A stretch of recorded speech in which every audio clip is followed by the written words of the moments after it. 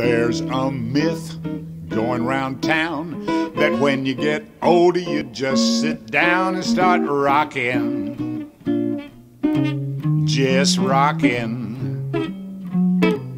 In a way that's true, if you know what I mean. Just take a look at the senior scene. Well, it's rockin', yeah, it's rockin'. We're pulling our weight, learning the code. Welcome to In Praise of Age, and we are especially treated today to have with us Charlie Tissue. Am I pronouncing Tissue? You're pretty well. I'm not sure that I did it very well, right. Charlie. Thanks for having me, honey. Many of you know Charlie as proprietor of Charlie's Chinese Restaurant on Elliott Road, a very popular restaurant. And he has a marvelous story to tell us about how he came to the U.S. And about his growing up in China. Now, Charlie, if I may call you Charlie, yes, you please. will call me Florence. You were introduced to the Marines, when the American Marine Company, when you were about 10, is that correct? And how did that happen? You know, Florence, since it's been so long ago, it's lifetime experience.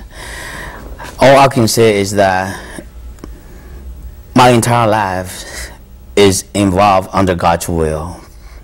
Even my acquaintance with the Marines is also under God's will. So God has introduced me to these Marines who just got off the battlefield, nothing but blood and death. So when they met me, we just fell in love with each other. Of course, in my homeland. But for these Marines, it's in a totally strange country. Somehow, I think God made this happen. And they got a message that I belong to them. So they made an offer to my parents that they will be more than happy to take me with them to the Marine compound and educate me and live with them. Now, for my parents, it was extraordinary good news for them because of the war. There was famine, starvation, and drought, all those bad things to the Chinese people. So they were very under devastation. When they get the message that, not through language, just through expression, when they get the message that the Marines offered to take me with them and send me to school and get an education, so they were just very pleased and to give permission to these Marines and to take me with them. That was the very beginning. So from there on, the Marines, of course, at the very beginning, I almost forgot the very beginning part. They came to my hometown, which is Qingdao. And my village is about 200-300 yards away from the air base. So these Marines had a special duty to guard the air base. We have a lot of children in the same village about my age. Of course, everybody was under starvation. And we came close to the Marines and tried to pick up the food, scraps, whatever they dropped. And maybe stick our hands out, ask for food or drinks. Everybody do the same thing. We have at least 10 or 15 by the same age boys. And that's why I believe all this is done under God's will. Among all these children about the same age, so I was the only one that picked. The reason they picked me was when the Marines first came, and they camped at the little hill behind the village.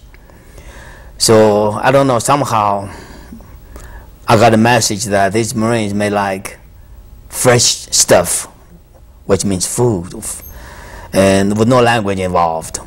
So at home, my mother stored some peanuts. She got some hens she raised to lay eggs. So we have peanuts, eggs in the house. Also sweet potatoes, which we eat every day. That's our main diet is sweet potatoes.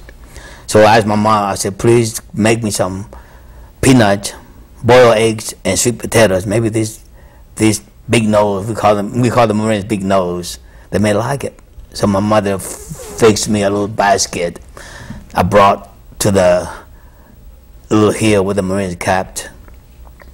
And I showed them what I had in my basket. And they saw those fresh eggs were still steaming, and they smelled the fresh roasted peanuts. I think it's attractive to them. So they all come around me. I become a little merchant. They offer me how much money I want. I don't know how to say how much money. You go take it. Whatever you like, you take it.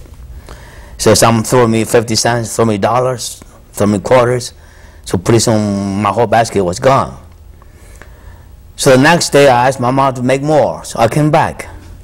Now the Marines began making friends with me. Through motion, no language involved yet. I told them, I don't want your money. You just take what I have here, what you like. Take the eggs, take the peanuts and sweet potatoes, enjoy them, and give me some leftover food. I'm pouring the can, they eat K rations. All the K rations are in their tin. I said, I point to them, you can give me some of that, we can exchange. Or they always fix me a big basket full of K rations, and I bring home in the evening. So the family was really excited to see such good American food. And they taught me how to open the cans with a little key. That was the very beginning. And then a couple of days later, they offered me to stay with them. They say, you don't go home anymore. You stay with us. We'll fix you a blanket. You can sleep us in the tent. So I told my little friends in the same village, I said, I'm not going home. I said, I'm going to stay here with these big-nosed friends. And you tell my mom and dad, don't worry about me. So not long after that, about a week or so, and they were supposed to go back to the Marine compound, which in Qingdao, in the city. So before they leave, they motioned to me. They were very sad, I can see, to leave me behind. But I wouldn't go, because they have already told me during those period of time, they said, when we leave, we're going to take you with us to downtown. Big buildings, big fancy. I never went downtown before. So to me, it was a dream world in my imagination. So when the time has come to leave, they were supposed to start loading their trucks and load me a big basket of K rations, and expressed they're very, very unhappy to have me go home, send me away. I wouldn't go. I said, I'm going to go with you guys because you have already told me you're going to take me. Now you're not taking me. So, the Marines, they have follow orders. They have to go to their superior officer, the company commander. They said, this little guy, we told him, just joke him that we're going to take him with us. Now we leave and he's not going to go home. He's going with us. So the officer said, he had a hard time to make a decision. He said, well, if his mom and dad give permission for us to take him, go ahead and just take him. So they asked those little guys to go home and tell my mom and dad, bring my mom and dad over. And they expressed to my mom and dad, they had a piece of paper, some pen, show their writing and reading, tell my dad that we're going to send him to school to learn how to read and write. So my dad said, okay, you guys can take him. So that's why they had my parents' permission to take me, make me a little Marine. So when we got to the compound, which is a Marine base, and they brought me to the tailor shop. They have their own tailor shop, and measured me, made a pair of Marine uniform, which fit me exactly. But at the time, there was no school. I mean, no American school. And the officer had an interpreter, told me that I want to go to school, and the Marines are going to send me to school. So the interpreter and the company commander was still alive. General Robertson, he's still alive. He's 83. And the company commander and me and the interpreter, we went downtown on a Jeep to buy me a little bicycle, because there was a Chinese school about 1.5 miles to the Marine compound. So they got me a little bicycle for me to ride the bicycle and go to Chinese school. I was unhappy because I was expecting to go to American school to learn English. Now they send me to Chinese school. I told the interpreter, I said, I don't want to go to this school. I said, I want to go to American school. So the company commander, through the interpreter, told me, there is no American school right now. You have to go to Chinese school before American school ever be open. So I had not much choice. I went to Chinese school.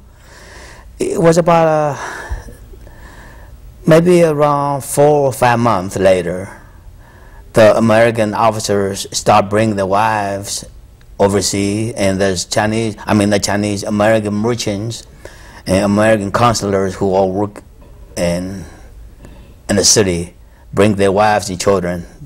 So this American school has established. So when the Marines heard there's American school coming, and the company commander and all those guys who were with me said, now let's think about sending this little guy to American school. But my English at that time was broken English, just barely enough to communicate. They said his language may have difficulty, but still we can try. So they sent me to school anyway. So that's where I met my teacher, Sister Blanda.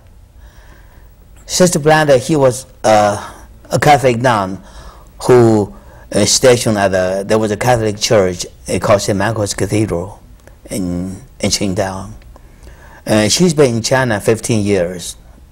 So when I went in, she noticed that my age was overage for my grade, the first grade to start with. Her Chinese is very poor, so we communicated in English. She said, she told those Marines, don't worry, I'll take care of him. And then Sister Blanda started to explain to me, they said, your age is over, and it's being in first grade, but we have not much choice because your English is not good enough to go to any higher grade. And then later on, I pick up a better English and have better communication. And Sister Blanda said, Charlie, every Sunday, every summer vacation, you come to where I live, I'll tutor you and get ready for the promotion for next grade. So I was with her in the first grade for not more than 5 months. And then she said, Charlie, I think you're good enough. I'll put you in third grade. So I skipped second grade, I was in third grade. And Sister Blanda still tutored me on all her spare time. And then I was in third grade for not more than another 6 months. She said, Charlie, I think you're ready for 5th grade. So she promoted me in 5th grade in 1 year. So I skipped 2 grades already. When I reached 5th grade, that was all happened the first year. The Marines also worked together with American consular in Qingdao and asked for permission to bring me over to the United States and send me to school. But the consular said, didn't approve that. They said, we can't do that. Now, unless he got at least 8th grade education, then we can send him over for high school. I mean, at least 6th grade education, he can go to high school. So I was really looking forward to being in 6th grade because the American consular has already agreed with the Marines that they will let me come to the United States after I finish 6th grade. So Sister Blanda was working hard. She said, Charlie, only got 1 more grade to make. You finish your 5th grade, I'll put you in 6th grade. You finish 6th grade, you go to American for the school. I was overjoyed with Sister Blanda, was overjoyed with me when we got this information. But I think God's will is not that way. And God had his own idea. So before I was into 6th grade, the school closed. The communists was about to take over the city. There was civil war between the communists and the nationalists that were fighting fiercely. So at the end, the American noticed that it's not safe for the children, for the school to be there anymore. So the school was closed before I was promoted to 6th grade. So I only had about 1 year in American school, a 5th grade level. You were how old? At About the time, 11 or 12? No, I was already Close to 13. 13. Close to 13. So that was the very beginning of my relation with God. Like I said, Sister Blanda, she's a Catholic nun. She's been telling me Bible stories and reading Bible stories. I don't know how I got so attached in the Bible. Every minute I have, I'll ask Sister Blanda different questions about God. So finally she said, Charlie, you passed the test. You're ready for to be baptized. So she arranged the baptism. I became Catholic. And from there on, I learned more about God every day from her. When the communists took over and the Marines left, what happened to you? You know, Florence, that was something, it's a long story. We have to make a long story short. Okay. In 1949, when the communists was about to take over this area, and the Marines knew they're going to be putting out. And they thought it would be better if we can send him to a place, which is me, send him to a place other than his own home, so they can watch over him. So they sent me to the Catholic orphanage where Sister Blanda lived. In the orphanage, they already have maybe 30 or 20 Chinese orphans. So the Marines loaded a truckload of care rations and my belongings and brought me to the orphanage where Sister Blanda lives. They also have some Chinese priests and Chinese sisters too. And the Marines told me that, Charlie, we're not going to be gone too long. Maybe a couple months, we'll be back. We'll come over and get you back. I feel very confident. I trust them as my own parents, my brothers. We have so much love with the Marines. Whatever they say, I believe. They say, Charlie, don't worry. We will send you to this orphanage, and they'll watch over you, and pretty soon we'll come back and get you.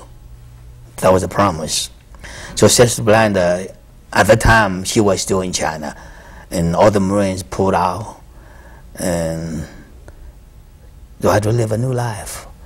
So at the beginning, because I was with the Marines for 4 years, and they never involved any Chinese speaking, so I almost forgot my own language. Whenever I speak Chinese, I have to rethink before I can say the correct word and put word into sentence. But it'd be much easier for English. So Sister Blanda tried to tell the Chinese sisters to convert the message to me. They said, Charlie, you have to study hard Chinese, because if the communists come over, take over, you can't even speak Chinese. It's going to be bad news for you. So I try hard to put my back into Chinese again. But not more than a month, Sister Blanda had orders from her superior in Milwaukee, Wisconsin. That was the order. She got to come back to the States, and nobody will be safe in China. So Sister Blanda, she have no choice. There's all those 2 other American sisters. Sister Blanda was one of them, and her superior was Sister Eustella, also Sister Heltrulis. There were 3 American sisters. So they have orders to go back to United States, which is in Milwaukee, Wisconsin. Before she left, she was hard to say goodbye to us. And she didn't even say, because it happened so quick. And there was one morning, I was looking out through the window in the orphanage. I see a taxi in the front door of the orphanage. I see a couple of shadows dashed in. But at the time, I couldn't imagine that was Sister Blanda and the other 2 sisters. So the next morning, when we got out for breakfast, the first thing every morning we said, "Good morning, Sister Blanda." We said prayers together. So I went down and looked for Sister Blanda. They said, "Sister Blanda is gone." You can imagine, how sad I was. So that was the last of my Marine life. And in fact, that part, it would take too long for us to finish. And there was a book written, Charlie Two Shoes and the Marines of Love Company. There was some specific detail about how Sister Blanda felt and how she reacted on her way back to the States. That was very, very sad for her. Must have been horrible for her too. So like, that was to her maybe a last goodbye to me. She never, she could never imagine I could never see me anymore. And you were persecuted for about 10 years by the communists or longer? So after that, the orphanage people in charge thought it was not safe to keep us there anymore. I was not the only Marine. There were a couple other Chinese mascots at the same time. So the people in charge of the orphanage, they said, it's better for you people to go back to your own home if you have a home, because the communist doesn't like anybody who has relationship with the Marines, who has relationship with God. So it's safer for you to go your own homes. So the orphanage sent some carriage, horse carriage, and load our belongings and send us back to our own home. So that was about a month before the communists actually took over the place. And my parents never imagined I was left behind. They thought, of course, the Marines gone. The Marines brought him to America and let him go. Of course, they were sad to lose me, but in a way, they were happy with joy that I was safe with the Marines to the United States. So all of a sudden, I showed up in the village in the front door. My mom and dad was very scary because I was still in my Marine uniform. And at this time, the communists was coming into town. We can see the communists come from different directions, but they don't bother the people. They just take over the whole territory. So when I went back home, my dad said, what happened? I said, the Marines cannot take me. Well, she said, you're home, we're happy to have you home, but we worry about your safety. My grandfather at that time was in his 70s. He was the only one who's happy.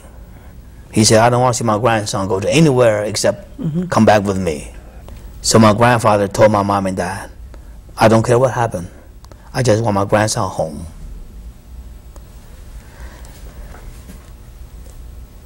About the next week or two, the communists took over the city and then came to I live in a village.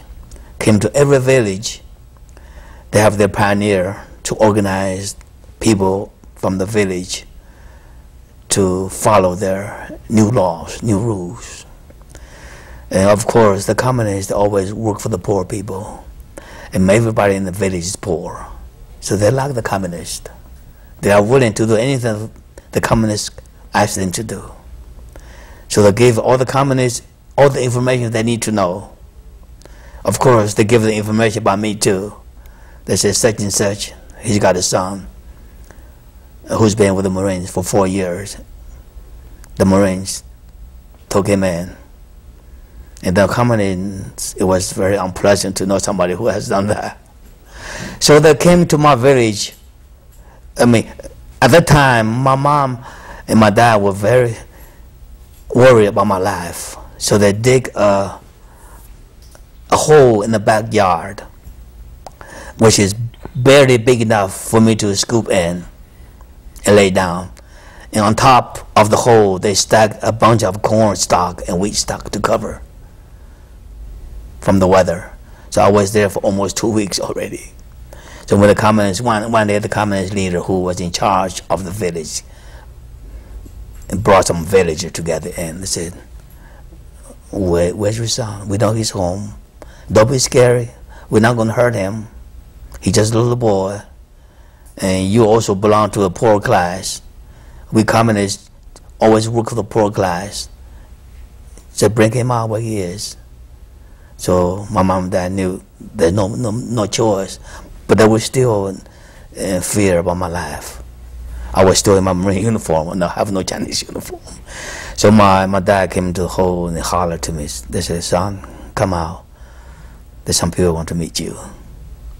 And the communist guy who was in charge of the group, he was very polite to me. They know handshaking, but he was polite. He said, "Don't worry, we're not going to hurt you. The communists work for the poor people. You're the poor people. If mom and dad were poor, just come on, come on. We just want to talk to you." So they gave me some real nice words. They said, "We communists are for the people, for the poor.